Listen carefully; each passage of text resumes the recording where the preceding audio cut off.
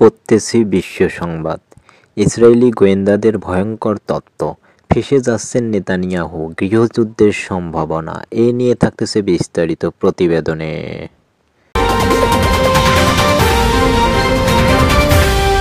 এবারে বিস্তারিত। ইসরায়েলি গোয়েন্দাদের ভয়ঙ্কর তথ্য, ফেঁসে যাচ্ছেন নেতানিয়াহু, গৃহযুদ্ধের সম্ভাবনা। সাম্প্রতিক দিনগুলোতে ইসরায়েলের গণহত্যাকারী প্রধানমন্ত্রী বেনিয়ামিন নেতানিয়াহুর নামের সঙ্গে একটি নতুন সংকট সংযুক্ত হয়েছে।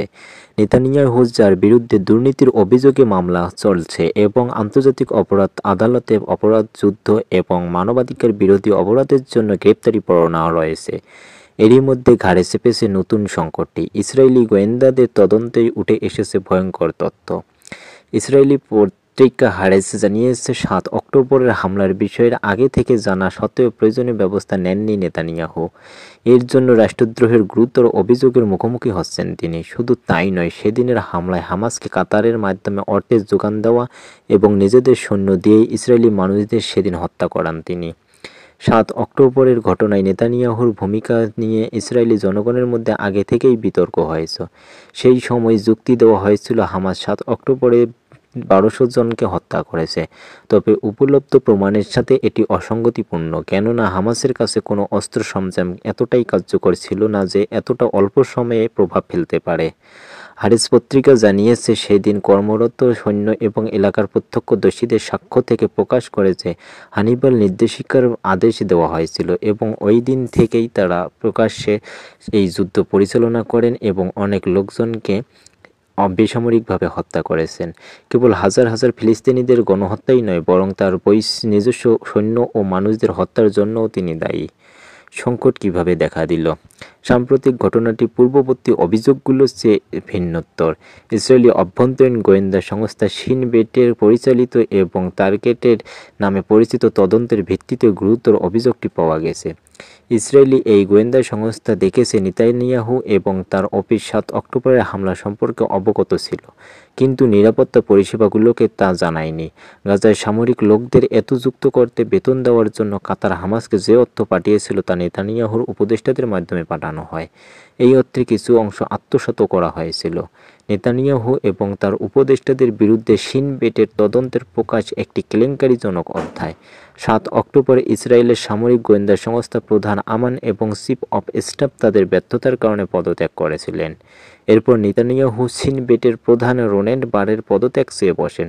তবে রোনেন বার পদত্যাগ করা থেকে বিরত থাকেন এই বলে যে তারা দীর্ঘদিন ধরে নেতানিয়াহুর বিরুদ্ধে তদন্ত পরিচালনা করে আসছেন এবং এ পর্যায়ে পদত্যাগ করা তার পক্ষে উপযুক্ত হবে না। মূলত নতুন সংকট এখান থেকেই শুরু। নেতানিয়াহু তার বিবৃতিতে বলেন, তিনি আর শিন বেট প্রধান রোনেন বারকে বিশ্বাস করেন না এবং তার সাথেই কাজ করতে চান না। যদি রোনেন পদত্যাগ না করেন তাহলে তিনি তাকে বরখাস্ত করবেন। তাছাড়া ইসরায়েলি আইন অনুসারে প্রধানমন্ত্রীর শিন বেটের প্রধানকে বরখাস্ত করার ক্ষমতা রয়েছে।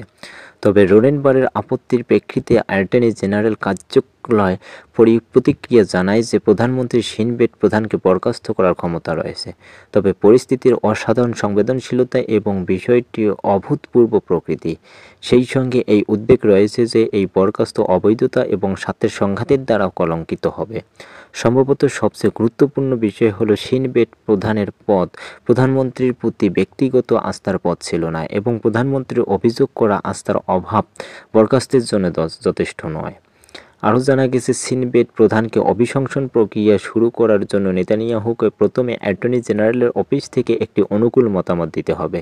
তারপর যদি আইন উপদেষ্টা বোর্ড সিদ্ধান্ত নেয় যে প্রধানমন্ত্রীর উপস্থাপিত ভিত্তিগুলো অভিশংসনের জন্য যথেষ্ট, তাহলে নেতানিয়াহু তার কর্তৃত্ব প্রয়োগ করতে পারবেন।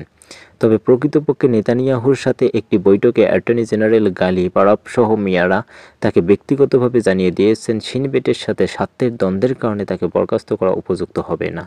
তবে নেতানিয়াহু এই সমস্ত আইনি সতর্কতা উপেক্ষা করে ঘোষণা করেন তিনি তার সরকারি অংশীদারিত্বের সহায়তার রোনেনকে বরখাস্ত করেছেন। এই ঘটনার পর শিন বেট প্রধান সুপ্রিম কোর্টে আপিল করেন, বরখাস্ত স্থগিতের অনুরোধ করেন। অনুরোধের ভিত্তিতে সুপ্রিম কোর্ট অ্যাটর্নি জেনারেলের সাথে একমত হন এবং রায় দেন যে বর্তমান পরিস্থিতিতে প্রধানমন্ত্রী রোনেনকে বরখাস্ত করতে পারেন না।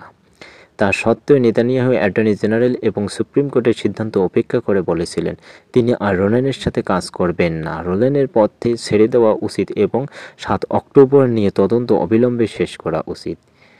ইসরায়েলকে গৃহযুদ্ধের নিক্ষেপ।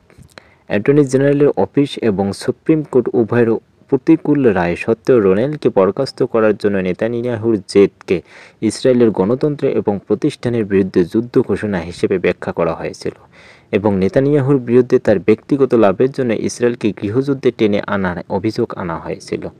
গাজায় যুদ্ধবিরতি বাতিল করে হামাসের কাছে আটকা থাকা 59 জন জিম্মির মধ্যে 24 জনের জীবন নতুন করে বিপন্ন করার জন্য নেতানিয়াহুর উপর ইসরায়েলি সমাজের একটি অংশ ইতিমধ্যেই ক্ষুব্ধ।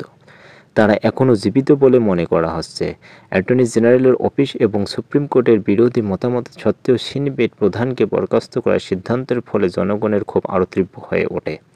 ফলস্বরূপ গত সপ্তাহে তেল আবিবে 2 লাখেরও বেশি মানুষ নেতানিয়াহুর বিরুদ্ধে প্রতিবাদ করেছে এবং নেতানিয়াহুর পদত্যাগের দাবি জানিয়ে আসছে। বিরোধী দলগুলো নেতানিয়াহুর সমালোচনায় যোগ দিয়েছেন, বিশেষ করে প্রধান বিরোধী নেতা ইয়ার লাপিড। এক বক্তৃতায় তিনি বলেন, রাষ্ট্রীয় প্রতিষ্ঠানগুলোর সাথে নেতানিয়াহুর দ্বন্দ্ব ইসরায়েলের ক্ষতি করেছে, নেতানিয়াহুর পথ শেষ। ইয়ার লাপিড সকল প্রতিষ্ঠানকে ধর্মঘটে যাওয়ার এবং জনসাধারণকে নেতানিয়াহুর সরকারের বিরুদ্ধে নাগরিক অবাধ্যকতায় জড়িত হওয়ার আহ্বান জানিয়েছেন, যাতে নেতানিয়াহুকে পদত্যাগ করতে বাধ্য করা যায়। ইসরায়েলের প্রাক্তন প্রধানমন্ত্রীদের একজন এহুদ এলমার্ট বলেছিলেন, ইসরায়েলের সবচেয়ে বড় শত্রু হামাস বা ইরান নয়, ইসরায়েলের আসল শত্রু নেতানিয়াহু।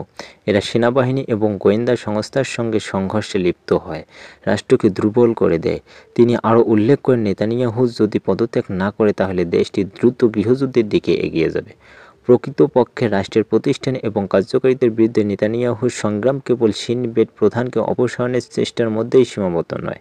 নেতানিয়াহুর বিচারমন্ত্রী সুপ্রিম কোর্টের বিচারক নির্বাচককারী কমিটির গঠন পরিবর্তন নিয়ে দ্রুত কাজ চালিয়ে যাচ্ছেন।